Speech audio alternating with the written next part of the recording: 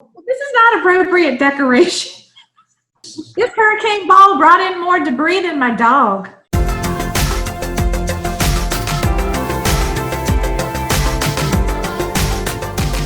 Hi, my name's Galen Gross, and I work for the Marine Education Center, and we are here to give you a virtual Penny for Your Thoughts video.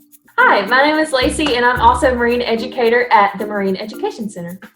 Hi, I'm Penny, and I am the assistant to the financial coordinator here at the Marine Education Center, and I don't often get an opportunity to see what the educators are up to, so that's what makes Penny for Your Thoughts so interesting. Are y'all ready for me to do this thing? Yeah, pull it out. Let's see what you got. Okay. Without further ado, let's get started. Okay, so instead of us all being together, they have so kindly bagged up these interesting artifacts that I look at. And this one, I want to feel it first. Feel it. Get a good feel for it. Tell us what you think it is. It feels like pine straw. Did you send Very me good.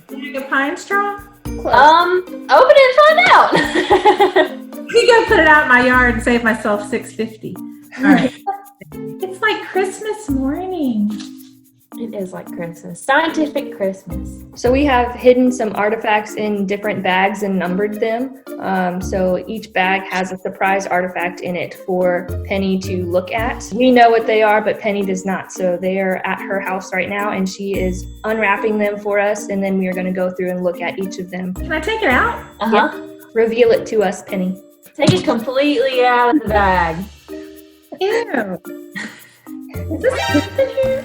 It shouldn't be. There's something dead in here. It's like a big bird's nest. Bird's nest? What is this? Is that poop? It shouldn't be poop. No. So this is what we call a hurricane ball. Wait. A hurricane ball. Sounds like Is a it good from the ocean? It came from a lot of different places, I would say. So they're formed by really, really strong winds rushing through a certain area like a marsh. And the wind is so strong that it takes the pine straw, the grasses, whatever is in its way, and forms a ball, a hurricane ball. They've got lots of different names for lots of different places. It doesn't happen only on the Mississippi coast, it happens everywhere. I've read on the Oregon coast that they sell these in like antique shops or like gift shops, and they call them like whale hairballs. Who And would buy this? Why would we and buy weird this? stuff. Seriously, can you pay money for this?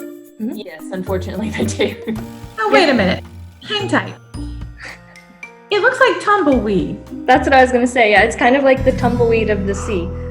So it's formed by all those winds and lots of currents and things that are moving all of that marsh grass. So down here, our hurricane balls are going to be comprised of like your Spartina alterniflora and then your Juncus romaneris, which are going to be getting washed away in those big hurricanes and those storms and things. So it's going to kind of clump together and form the hurricane ball. And so then it gets distributed across on different beaches, and then you can figure out, based on what type of grasses it is, you can figure out where it came from, or just following the currents and things like that, where it came from or how it got distributed there. So lots of them were distributed after Hurricane Katrina and also Hurricane Rita in different places. So this is the tumbleweed of the sea. Exactly. I like to think of it as.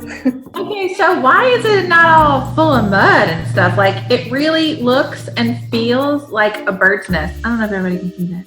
So as it's getting tossed around and stuff in the water, all of that sand and mud and stuff is going to get washed out. If I were to break this open like a Cadbury egg, there would be nothing inside except more seagrass?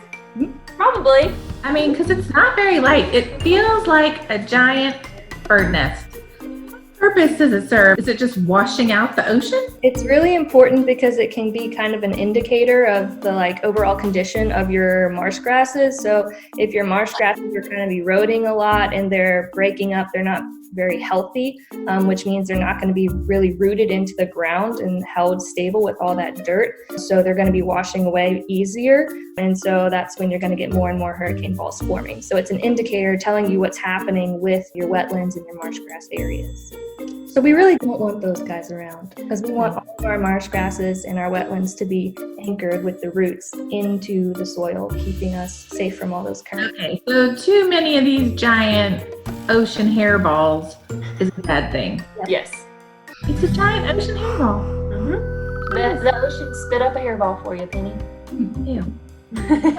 So I'm guessing this stuff that's in here, it looks like there's like a little twine and some fuzzies and stuff. This is just stuff that was like on the bottom. Lots of debris. It just collected these random little pieces that I'm seeing. So it's not poop. Nope, it shouldn't be. You see that? No. So I'm guessing it's just like debris. Do fish get caught in these? Is there ever dead fish inside of them? I'd imagine not, but anything's possible. But like other debris could be caught. Organic matter pretty much can get stuck in there. Okay, so that must be what that is there. It's very interesting. Do we have these here? Do we find this here on our beach or just like in the bayou? A lot on the barrier islands with like Hurricane Camille and Rita and all those big ones. They're just kind of wherever, you just kind of get lucky and stumble upon them. So it's not just like bayou type waters. Each ocean has these in them.